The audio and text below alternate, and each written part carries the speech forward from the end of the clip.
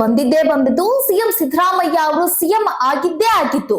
CM Siddaramaiah ಅವರು CM ಆದಾಗಿನಿಂದಲೂ ಕೂಡ ಇವರ ಆಡಳಿತ ಬರೀ 2.5 ವರ್ಷ ಮಾತ್ರ.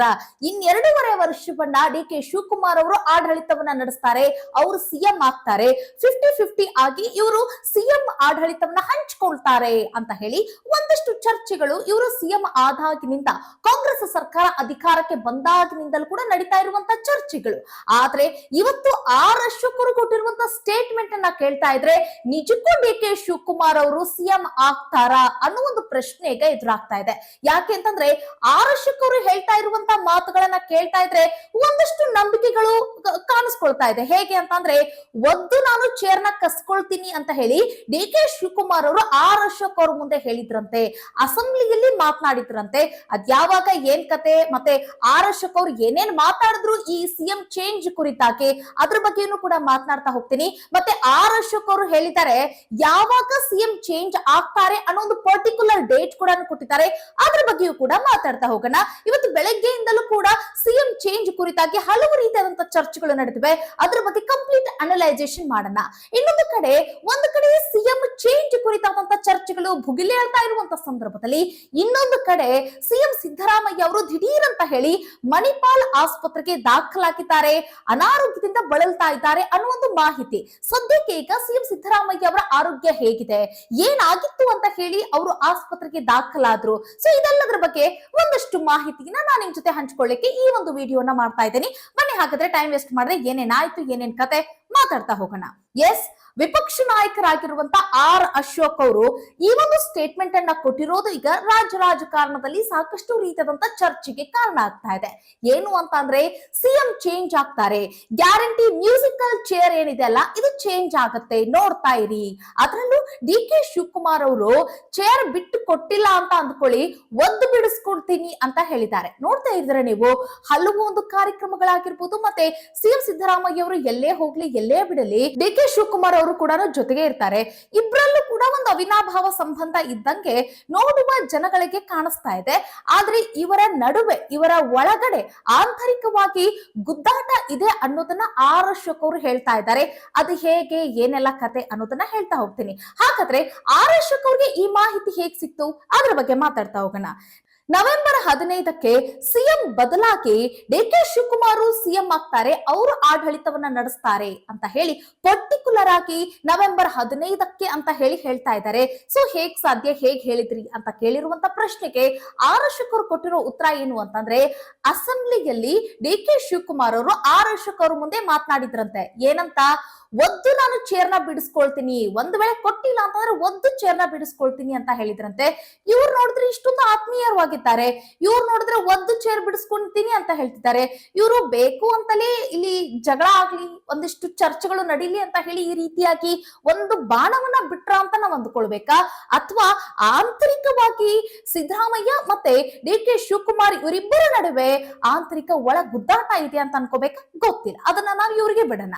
ತದನಂತರ ಒಂದು ವೇಳೆ 15 ಏನಾದ್ರೂ ಅವತ್ತಿನ ದಿನ ಅಮಾವಾಸ್ಯೆ ಅಥವಾ ಪೌರ್ಣಮಿ ಏನಾದ್ರೂ ಇದ್ದು ಬಿಟ್ರೆ ಡಿ.ಕೆ. ಶಿವಕುಮಾರ್ ಅವರು ಹೇಳಿ ಕೇಳಿ ಶಿವನ ಭಕ್ತ. ಸೊ ಹೀಗಾಗಿ ಡಿ.ಕೆ. ಶಿವಕುಮಾರ್ ಅವರು ಅಂದಿನ ದಿನ ಅವರು ಅಧಿಕಾರವನ್ನ ಸ್ವೀಕಾರ ಮಾಡುವುದಿಲ್ಲ. ಅದರ ಹೊರತಾಗಿ ಒಂದಿನ ಹಿಂದೆ ಅಥವಾ ಒಂದಿನ ಮುಂದೆ ಅವರು ಆ ದಿನಗಳನ್ನ ನೋಡ್ಕೊಂಡು ಅವರು ಸಿಎಂ ಆಗ್ತಾರೆ. ಆದ್ರೆ ಪರ್ಟಿಕ್ಯುಲರ್ ಆಗಿ 15ನೇ ತಾರೀಕು, ಅದರ ಹೊರತಾಗಿ ಏನಾದ್ರೂ ಪೌರ್ಣಿಮೆ ಅಮಾವಾಸ್ಯೆ ಏನಾದ್ರೂ ಬಂದ್ಬಿಟ್ರೆ ಒಂದು ದಿನ ಅಥವಾ 2 ದಿನ ಹೆಚ್ಚು ಕಮ್ಮಿ ಆಗಬಹುದು ಅಂತಾನು ಕೂಡ ಹೇಳ್ತಾರೆ.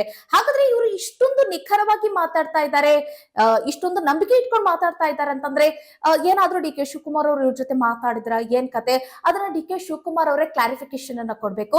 ಮತ್ತೆ ಈಗ ಆಸ್ಪತ್ರೆಯಲ್ಲಿ ದಾಖಲಾಗಿರುವಂತಹ ಸಿದ್ದರಾಮಯ್ಯ ಅವರು ಚೇತರಿಸಿಕೊಂಡ ನಂತರ, ಅವರು ಹೊರಗಡೆ ಬಂದ ನಂತರ ಅವರು ಕೂಡ ಇದಕ್ಕೆ ಒಂದು ಸ್ಟೇಟ್ಮೆಂಟ್ ಅನ್ನ ಕೊಡ್ತಾರೆ. ಅದ್ ಏನ್ ಹೇಳ್ತಾರೆ ಅನ್ನೋದನ್ನ ಕೂಡ ನಾವು ಕೇಳಿಸ್ಕೊಳ್ಳಕ್ಕೆ ನಾವೆಲ್ಲರೂ ಸಿದ್ಧರಾಗಿದ್ದೇವೆ. ಇನ್ನು ನಂತರ ಆರ್ ಅಶೋಕ್ ಅವರು ಈ ರೀತಿಯಾದಂತ ಒಂದು ಬಾಂಬ್ ಅನ್ನ ಇವತ್ತು ಬೆಳಗ್ಗೆ ಬ್ಲಾಸ್ಟ್ ಮಾಡಿರೋ ಕಾರಣಕ್ಕಾಗಿ ಸಿಎಂ ಚೇಂಜ್ ಆಗ್ತಾರಾ, ಎಲ್ಲಿ ಹೋದ್ರೂ ಕೂಡ ಸಿಎಂ ಚೇಂಜ್ ಆಗ್ತಾರಾ ಅನ್ನುವಂತ ಒಂದು ಪ್ರಶ್ನೆಗಳನ್ನ ಪ್ರತಿಯೊಬ್ಬ ಶಾಸಕರು, ಅದರಲ್ಲೂ ಕಾಂಗ್ರೆಸ್ನ ಸಚಿವರಿಗೆ, ಶಾಸಕರಿಗೆ ಅಂತಂದ್ರೆ ಕಾಂಗ್ರೆಸ್ನ ಪಕ್ಷದವರಿಗೆಲ್ಲರಿಗೂ ಕೂಡ ಕೇಳಿರುವಂತ ಪ್ರಶ್ನೆಗಳಿಗೆ ಸ್ವಪಕ್ಷದ ನಾಯಕರು ಕೊಟ್ಟಿರುವಂತಹ ಉತ್ತರ ಏನು ಅಂತಂದ್ರೆ, ನಮ್ಮ ಕಾಂಗ್ರೆಸ್ ಪಕ್ಷದಲ್ಲಿ ಅಂತಹ ಬೆಳವಣಿಗೆ ನಡೀತಾ ಇಲ್ಲ. 5 ವರ್ಷದ ಪೂರ್ಣಾವಧಿ ಒಂದು ಸರ್ಕಾರವನ್ನ ನಮ್ಮ ಸಿಎಂ ಆಗಿರುವಂತ ಸಿದ್ದರಾಮಯ್ಯ ಅವರು ನಡೆಸ್ಕೊಡ್ತಾರೆ, ಅವರೇ ಮುಂದುವರಿತಾರೆ ಅಂತ ಹೇಳಿ ಶಾಸಕರು ಸಚಿವರು ಎಲ್ಲರೂ ಕೂಡ ಇದೇ ಒಂದು ಮಾತನಾಡ್ತಾ ಇದ್ದಾರೆ. ಆದ್ರೆ ಆಂತರಿಕವಾಗಿ ಬೇಸರ ಇಲ್ಲ, ಬೇಸರ ಇದೆ. ಎಲ್ರಿಗೂ ಕೂಡ ಸಚಿವ ಸ್ಥಾನ ಬೇಕು ಅನ್ನೋ ಬೇಡಿಕೆಗಳು ಕೂಡ ಇದೆ. ಅದರ ಬಗ್ಗೆ ಒಂದಷ್ಟು ಚರ್ಚೆಗಳು ನಡೀತಾ ಇದೆ. ಇದ್ರ ಬಗ್ಗೆ ನಿಮಗೆ ಗೊತ್ತಿರೋ ವಿಚಾರ. ಬಟ್ ಹೊರಗಡೆ ತೋರ್ಪಡಿಕೆಗಾಗಿ ಈ ರೀತಿ ಹೇಳಿಕೆಗಳನ್ನ ಕೊಡ್ತಾರ, ಇದನ್ನು ಕೂಡ ನಾವು ಅವ್ರಿಗೆ ಬಿಡೋಣ. ಇನ್ನೊಂದು ಕಡೆ ಈ ರೀತಿಯಾದಂತಹ ಚರ್ಚೆಗಳು ನಡೀತಾ ಇರುವಂತಹ ಸಂದರ್ಭದಲ್ಲಿ ಸಿದ್ದರಾಮಯ್ಯ ಅವರನ್ನ ಹುಡುಕ್ತಾ ಇದ್ರೆ ಸಿದ್ದರಾಮಯ್ಯ ಅವರು ಮಣಿಪಾಲ್ ಆಸ್ಪತ್ರೆಯಲ್ಲಿ ದಾಖಲಾಗಿದ್ದಾರೆ ಅನಾರೋಗ್ಯದ ಸಂಬಂಧವಾಗಿ. ಅನಾರೋಗ್ಯ ಅಂತಂದ್ರೆ ಏನಾಯ್ತು ಸಿಎಂ ಸಿದ್ದರಾಮಯ್ಯ ಅವರಿಗೆ ಅಂತಂದ್ರೆ, ಈಗ ಅವ್ರಿಗೆ ವಯಸ್ಸು ಹತ್ತತ್ರ ಒಂದು 75 ಆಗಿರೋ ಕಾರಣಕ್ಕಾಗಿ ಈ ಸಂದರ್ಭದಲ್ಲಿ ವಯೋಸಹಜ ಕಾಯಿಲೆಗಳು ಬರೋದು ಸಹಜ. ಈಗ ಬಂದಿರೋ ಕಾಯಿಲೆ ಏನು ಅಂತಂದ್ರೆ ಮಂಡಿ ನೋವಿನ ಸಮಸ್ಯೆ, ವಯೋಸಹಜವಾಗಿ ಬಂದಿರುವಂತ ಸಮಸ್ಯೆ. ಹೀಗಾಗಿ ಯಾಕೆ ಈ ಸಮಸ್ಯೆ ಬಂತು ಅಂತ ಕೇಳಿದ್ರೆ, ಅವರು ಅತಿ ಹೆಚ್ಚು ಕಾಲ ಅವರು ಭಾಷಣವನ್ನ ಮಾಡುವಂತ ಸಂದರ್ಭದಲ್ಲಿ ನಿಲ್ಬೇಕಾಗತ್ತೆ. ಯಾವ್ದಾದ್ರು ಒಂದು ಊರಿಗೆ ಹೋಗ್ಲಿ ಅಥವಾ ಯಾವ್ದಾದ್ರು ಒಂದು ಹೊರಗಡೆ ರಾಜ್ಯಕ್ಕೆ ಹೋಗ್ಲಿ ಅಥವಾ ಈ ರೀತಿಯಾದಂತಹ ಜನಸಾಮಾನ್ಯರ ನಡುವೆ ಇರಬೇಕಾಗಿರುವಂತ ಸಂದರ್ಭಗಳಲ್ಲಿ ಅತಿ ಹೆಚ್ಚಾಗಿ ನಿಲ್ಬೇಕಾಗಿರುವಂತದ್ದು, ಓಡಾಟಗಳು ಹೆಚ್ಚಾಗಿರೋ ಕಾರಣಕ್ಕಾಗಿ ಸಿಎಂ ಸಿದ್ದರಾಮಯ್ಯ ಅವರಿಗೆ ಅಂದ್ರೆ ಅವರ ಎಡಗಾಲಿನ ಮೇಲೆ ಹೆಚ್ಚು ಒತ್ತಡ ಬಿದ್ದಿರೋ ಕಾರಣಕ್ಕಾಗಿ ಅವ್ರಿಗೆ ಈ ರೀತಿಯಾಗಿ ನೋವು ಕಾಣಿಸ್ಕೊಂಡಿದೆ.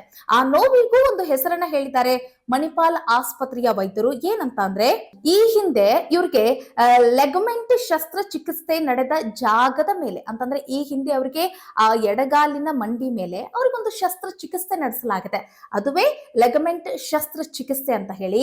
ಈಗ ಆ ಒಂದು ಕಾಲಿನ ಮೇಲೆ ಹೆಚ್ಚಾಗಿ ಒತ್ತಡ ಬಿದ್ದಿರೋ ಕಾರಣಕ್ಕಾಗಿ ಈಗ ನೋವು ಕಾಣಿಸ್ಕೊಂಡಿದೆ. ಸೊ ಹೀಗಾಗಿ ಇದನ್ನ ಬಿಟ್ರೆ ಮತ್ತಿನ್ಯಾವ ಸಮಸ್ಯೆ ಕೂಡ ಇಲ್ಲ, ಹೆದರುವ ಅವಶ್ಯಕತೆ ಇಲ್ಲ. ಸಿದ್ದರಾಮಯ್ಯ ಅವರು ಫೈನ್, ಆಲ್ ಓಕೆ ಅಂತ ಹೇಳಿದ್ದಾರೆ. ಜೊತೆಗೆ ಇವ್ರಿಗೆ 2 ದಿನಗಳ ಕಾಲ ರೆಸ್ಟ್ ಬೇಕಾಗಿರುತ್ತೆ. ಸೊ ಹೀಗಾಗಿ ಇವರು ರೆಸ್ಟ್ ಮಾಡ್ಬೇಕಾಗತ್ತೆ. ಇವರು ಏನೇನೆಲ್ಲ ಕಾರ್ಯಕ್ರಮಗಳನ್ನ ಹಾಕಿಕೊಂಡಿದಾರಲ್ಲ ಅದನ್ನೆಲ್ಲವೂ ಕೂಡ ರದ್ದು ಮಾಡ್ಬೇಕಾಗತ್ತೆ ಅಂತ ಹೇಳಿ ಈ ರೀತಿಯಾಗಿ ವೈದ್ಯರು ಈ ಸಿಎಂ ಅವರಿಗೆ ಸಲಹೆಯನ್ನ ಕೊಟ್ಟಿದ್ದಾರೆ. ಅದರಂತೆ ಯಥಾವತ್ತವಾಗಿ ಇವತ್ತೇನೇನೆಲ್ಲ ಕಾರ್ಯಕ್ರಮಗಳು ಇದ್ವು ನೋಡಿ ಸಿಎಂ ಸಿದ್ದರಾಮಯ್ಯ ಅವರದು, ಅವೆಲ್ಲ ಕಾರ್ಯಕ್ರಮಗಳು ಕೂಡ ರದ್ದಾಗಿವೆ. ಮತ್ತೆ ನಾಳೆಯ ಕಾರ್ಯಕ್ರಮಗಳು ಕೂಡ ರದ್ದಾಗಿವೆ. 2 ದಿನ ಅವರು ರೆಸ್ಟ್ ನ ಪಡಿಬೇಕಾಗತ್ತೆ. ಇವತ್ತು ಮುಂಜಾನೆ ಅವರು ಅಂದುಕೊಂಡಿರಲಿಲ್ಲ ಇವತ್ತು ನಾನು ಆಸ್ಪತ್ರೆಗೆ ದಾಖಲಾಗ್ತೀನಿ ಅಂತ ಹೇಳಿ. ಇವತ್ತು ಆರಾಮಾಗಿ ಟಿಫನ್ ಅನ್ನ ಎಲ್ಲ ಕೂಡ ಮಾಡ್ಕೊಂಡಿದ್ದಾರೆ. ಆದ್ರೆ ಮಂಡಿ ನೋವಿನ ಸಮಸ್ಯೆ ಕಾರಣಕ್ಕಾಗಿ ಅವರು ಒಬ್ಬರಿಗೆ ನಡಿಯಲಿಕ್ಕೆ ಆಗ್ತಾ ಇರಲಿಲ್ಲ. ಸೊ ಹೀಗಾಗಿ ಒಬ್ಬರ ಸಹಾಯವನ್ನ ಪಡೆದುಕೊಂಡು ಅವರು ಓಡಾಡುವಂತ ಸಂದರ್ಭ ಎದುರಾಯ್ತು, ಇವತ್ತು ಸಿಚುವೇಶನ್ ಕ್ರಿಯೇಟ್ ಆಯ್ತು. ಸೊ ಹೀಗಾಗಿ ನಾವು ಹೆಚ್ಚು ರಿಸ್ಕ್ ನ ತೆಗೆದುಕೊಳ್ಳೋದು ಬೇಡ ಅಂತ ಹೇಳಿ ದಿಢೀರ್ ಅಂತ ಹೋಗಿ ಆಸ್ಪತ್ರೆಗೆ ದಾಖಲಾಗಿದ್ರು. ಆದ್ರೆ ಇವತ್ತು ಒಂದಿಷ್ಟು ಕಾರ್ಯಕ್ರಮಗಳು ಇದ್ವು, ಅವರು ಇವತ್ತು ಅಟೆಂಡ್ ಮಾಡ್ಬೇಕಾಗಿತ್ತು, ಒಂದಿಷ್ಟು ಕಾರ್ಯಕ್ರಮಗಳಿಗೆ ಹೋಗ್ಬೇಕಾಗಿತ್ತು, ಪ್ರವಾಸ ಮಾಡ್ಬೇಕಾಗಿತ್ತು. ಆ ಸಂದರ್ಭದಲ್ಲಿ ಈ ರೀತಿಯಾದಂತ ಅನಾರೋಗ್ಯದ ಸಮಸ್ಯೆ ಎದುರಾಗಿರೋ ಕಾರಣಕ್ಕಾಗಿ ಇವತ್ತು ಸಿದ್ದರಾಮಯ್ಯ ಅವರು ರಿಸ್ಕ್ ತಗೊಳ್ಳೋದು ಬೇಡ ಅಂತ ಹೇಳಿ ಆಸ್ಪತ್ರೆಗೆ ದಾಖಲಾಗಿದ್ದಾರೆ. ಎನಿಹೌ ಆಸ್ಪತ್ರೆಗೆ ದಾಖಲಾಗಿರುವಂತಹ ಸಿದ್ದರಾಮಯ್ಯ ಅವರು ಬೇಗ ಅವರು ಚೇತರಿಸಿಕೊಂಡು ಹೊರಗೆ ಬರಲಿ, ಮತ್ತೆ ರೆಸ್ಟ್ ಮಾಡ್ಲಿ, ಅವರ ಆರೋಗ್ಯವನ್ನ ಚೆನ್ನಾಗಿಟ್ಕೊಳ್ಳಿ ಅನ್ನೋದು ಕೂಡ ನಮ್ಮ ಆಶಯ. ಒಟ್ಟಿನಲ್ಲಿ ಸಿಎಂ ಸಿದ್ದರಾಮಯ್ಯ ಅವರು ಸಿಎಂ ಗಾದಿಯನ್ನ ಬಿಟ್ಕೊಡ್ತಾರೆ, ಸಿಎಂ ಚೇರ್ನ ಬಿಟ್ಕೊಡ್ತಾರೆ ಅನ್ನೋ ಒಂದಿಷ್ಟು ಚರ್ಚೆಗಳು ನಡೀತಾ ಇದೆ. ಆರ್ ಅಶೋಕ್ ಅವರು ಹೇಳ್ತಾ ಇದ್ರೆ ಡಿ ಕೆ ಶಿವಕುಮಾರ್ ಒಂದು ಚೇರ್ ಬಿಡಿಸ್ಕೊಳ್ತಾರೆ ಅಂತ ಹೇಳ್ತಿದ್ದಾರೆ. ನೋಡೋಣ ಡಿ ಕೆ ಶಿವಕುಮಾರ್ ಅವರು ಮುಂದಿನ ದಿನಗಳಲ್ಲಿ ಅವರು ಸಿಎಂ ಆಗ್ತಾರಾ ಅಥವಾ ಸಿದ್ದರಾಮಯ್ಯ ಅವರೇ ಸಿಎಂ ಆಗಿ ಅವರೇ ಮುಂದುವರಿತಾರಾ ಅನ್ನೋದನ್ನ ನೋಡೋಣ ಅಂತ ಹೇಳ್ತಾ ಮುಂದಿನ ವಿಡಿಯೋದಲ್ಲಿ ಮತ್ತೊಂದು ವಿಚಾರದೊಂದಿಗೆ ಸಿಗೋಣ. ಅಲ್ಲಿವರೆಗೂ ಈ ಮಾಹಿತಿ ಬಗ್ಗೆ ನಿಮ್ಗೆ ಏನ್ ಅನಿಸ್ತು ಅನ್ನೋದ್ರ ಬಗ್ಗೆ ಕಾಮೆಂಟ್ ಮಾಡೋದನ್ನ ಮರಿಬೇಡಿ. ಮುಂದಿನ ವಿಡಿಯೋದಲ್ಲಿ ಸಿಗೋಣ. ನಮಸ್ಕಾರ.